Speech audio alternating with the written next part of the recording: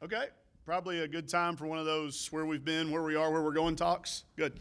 6 games in, team's 5-0. I'm 0-1 as a coach. We've had a really good preseason, first part of our non-conference schedule. Opened up 5-0 at home, went on the road, had a really good game against Cal. And I don't want y'all to fall into the same trap that the national media fell into, calling this a big upset. We were given a 30% chance to win the game by Massey ratings and all the people that do the prognosticating. And those people that build the big casinos out in Las Vegas had us as a 7-point underdog. So I'm not really sure how we got labeled as the big upset, but whatever. I know we looked at it as rankings, and that's where the national media fell in. I know our local media is smarter than that. So with that said, really happy where we are. I said I'll take blame for the loss at Cal. Didn't have our group ready to play at 4 quarters. We hadn't had to. I really thought we would have had to in our first 5 games. I really did. But we played so well at home, we didn't have to play 4 quarters. So we had some tired legs out there, some rebounds that even with our size disadvantage we should have gotten. If I could have gotten Taylor a little bit of rest, she would have gotten 2 more rebounds. I think Amber Ramirez makes the 3 that was open to win the game. I think a lot of those things, but that's all my fault. So team's still 5-0. I'm 0-1, and I'm perfectly comfortable with that. I think we're in a really good spot. I think we got a good team. We played some good teams. We're getting ready to now go where we're going. I know y'all can just print it however you want. We're going to the Bahamas. Nobody's going to feel sorry for us. But we do have our 3rd straight NCAA opponent right in front of us. Fordham, NCAA tournament team last year. We just played Belmont, just played Cal, so we're in a stretch of 3 games against tournament teams from last year, and then another Power 5 opponent with Wisconsin down there as well. So team's in good shape. We don't have anybody coming back off the injury list for this trip. They will make the trip but still aren't looking to play. I would tell you that I don't know if you got to watch the game, but obviously having our 3 biggest players size-wise over there with us on the sideline didn't help us rebound. And a couple of rebounds here, a couple of rebounds there, and we're coming home and we're all still undefeated. So with that said, we're going to Bahamas tomorrow for Thanksgiving together and a couple of really good games in the warm sunshine.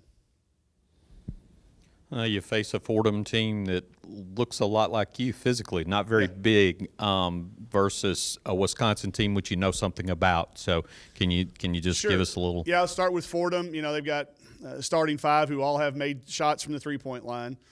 They're not going to try to overwhelm you around the basket. They can. They got a couple of kids that'll back you down and do some isolation stuff. So, and I'm sure after watching Cal do what they did to us, they'll probably put some things in.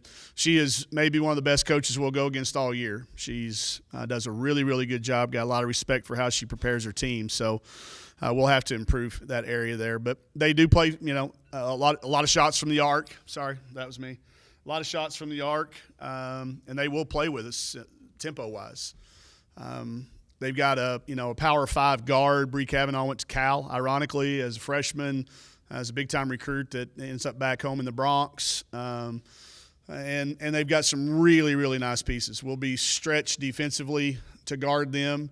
And on a neutral floor, you never know what you're going to get into down there. So then you turn to Wisconsin, who we did play last year in Nashville at a tournament, and we won at the buzzer on a defensive stop. We tipped the ball away and went and laid it in. So they've got a lot of the same kids back, just like we do. So it'd be fun to see those guys. A rugged team, a Big Ten challenge on the second day of 2 days is always good to see where you stand as a team, and I think it makes for a good event.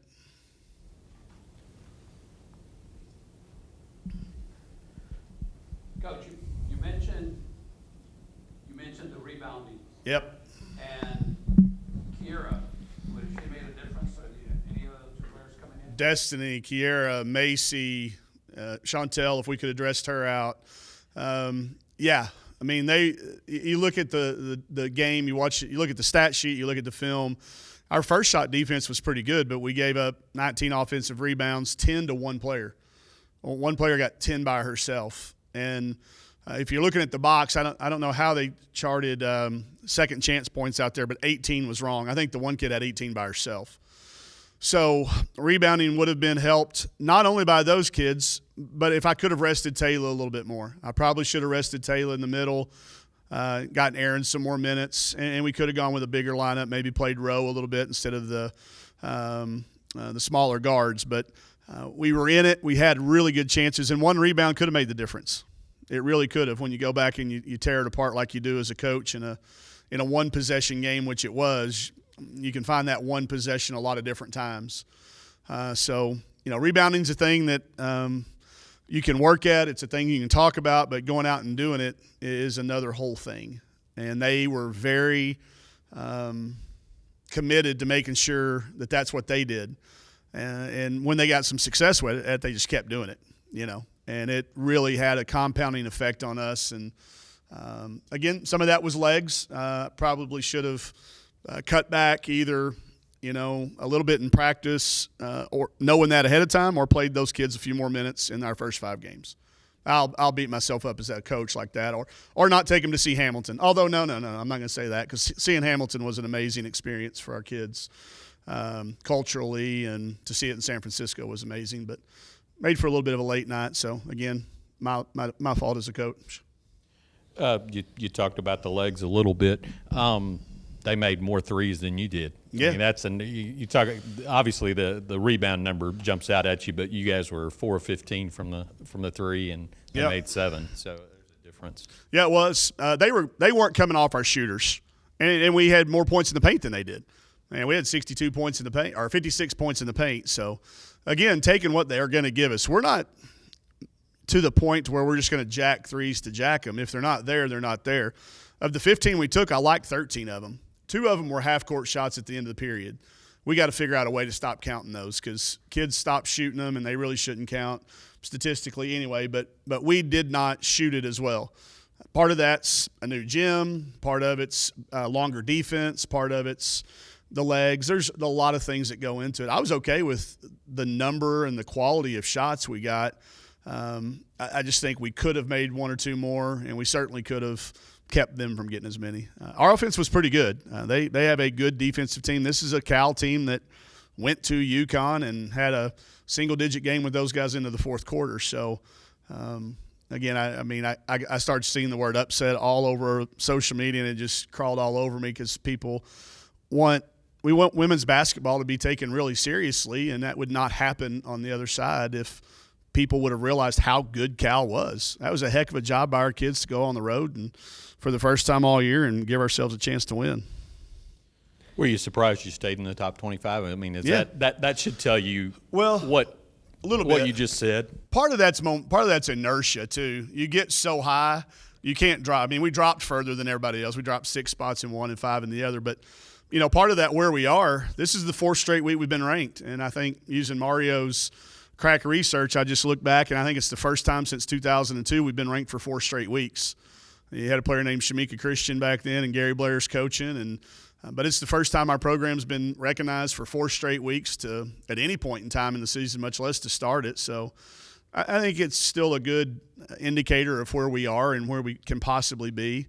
I think there were enough of the educated voters that looked and saw how good Cal is, gave them votes appropriately, and kept everything going like it is. But I can tell you this, you can't lose 2 down in the Bahamas and come back and expect to be ranked next Monday. That does the inertia. There's not enough inertia in the world to keep you going there. So, we want to continue to use that as a measuring stick. But for us just to get back to playing and continuing to prove, I think we improved in some areas at Cal. We really did. It just sometimes you don't get rewarded with a win when that happens.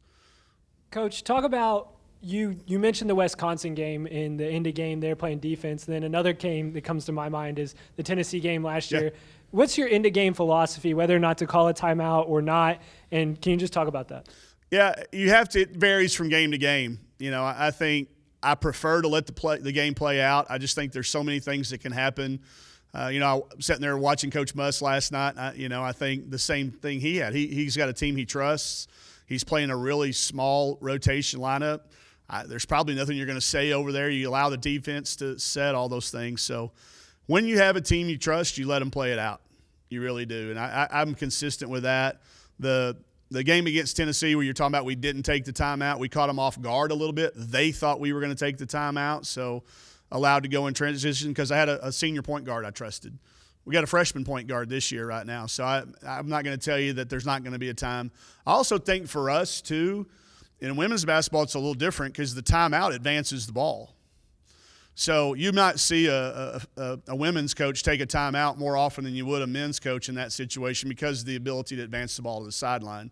Save some time on the clock or advance it closer to the basket. But with a veteran team, I think you let them play it out and you trust them if you've practiced it. If you hadn't practiced it, maybe you do. But I think each coach has got to really know their own team. With our particular team this year, probably let them play it out, and especially on the road or in a neutral site, play it out. Yep. Any other questions for There's one coming in the back. Just with the road game experience early in the season, gaining what you did and going back out this week, just how valuable is that early in the year for you guys? It's something you can't really practice. You know, you can talk about it, and you can sit in a film room and say these are all things we're going to have to deal with, but until you deal with a 45-minute taxi from the FBO terminal to the main terminal, I thought we were driving to the hotel. I couldn't figure out why it was taking so long, and then just rush hour traffic and – a bus driver not knowing exactly where we're going and almost making us late to the curtain, all those things. You have to deal with that, and you cannot simulate it. You can't talk about it enough. You physically have to experience it, staying in the hotel, all of those things. So I thought it was important that we do have those games prior to going to the Bahamas. We got them out of the way. Now we flip right back around and get to do it right on top of it and see what we learned. I'll fully expect us to be better prepared. I know I will be. And again, it's all of us. We all went back. I challenged each kid, each coach to look at the film and find one thing we could have each individually done better and to make the difference in the outcome of the game. And it was pretty easy for me specifically to find things. I know it was for most of our players too. You mentioned things you gained that didn't come out because of the loss. I mean, what were those things, and what can you build on with these two? Our kids did not one time question a call. They allowed me to take care of all that, and we had a bunch that just were the road rules. We call them road rules. We learned that. We learned that 50-50 balls are going to go the other way 99% of the time. There's no such thing as 50-50 on the road. We did learn that we can battle. It wasn't that we weren't trying to rebound. It was just simply we couldn't get them. Taylor was trying as hard as she's tried the night she got 21. But she only got 9 because the kids were getting to them first. And I think we got Michaela a lot of really good experience going up against Power 5 type guards that she's going to have to see. It was good for her. Good for us to figure out all those little things about shoot-arounds and getting to the gym on time and what we're going to do in our pre-games differently than we do at home. So a lot of them aren't necessarily tactical things that we can win without making threes. If they're going to give us the paint, again, we can score in the 50s and the 60s in the paint. So I think they won't really become things that we know about until we see if we can improve on them, which, we're going to find out down there in the Bahamas. Last thing. Yeah. Taylor, last week when I visited with her, she talked about, hey, you're going to see more offense from me. I mean, is that a preview of maybe more things to come? Maybe a little bit. She got a lot of those. They had big kids, and they rebounded so hard that it was not only one of the first things, it was the first thing. She can outrun them in transition, and she got 4 run-out layups, which, lead to lay-ins, easy baskets, and then she makes a couple around the basket on rebounds. She had a tip-in. And she's capable of giving us, X number of points if the teams are going to give that to us.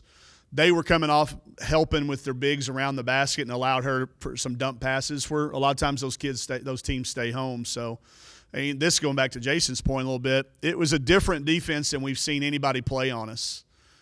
They did not come off our shooters at all. They were making us hit those tough contested 2-point shots and draw fouls, which on the road becomes increasingly difficult. So that's something I think you'll see us as well. But Taylor was phenomenal. She had a season's worth of highlight videos of how to run the floor as a rim runner in one half of one game. So I think you'll continue to see her confidence soar. She's going to make a three sometime soon, too, I'm telling y'all. That was one thing we considered doing, bringing their big kid out and let Taylor shoot a couple of threes and Aaron as well. So you're going to see that kid not only make – I think she'll make just as big a jump from last year to this year she does next year to her senior year. She's really committed, and that maturity has been – it's always nice when your sophomores become juniors. That's a good day for a coach.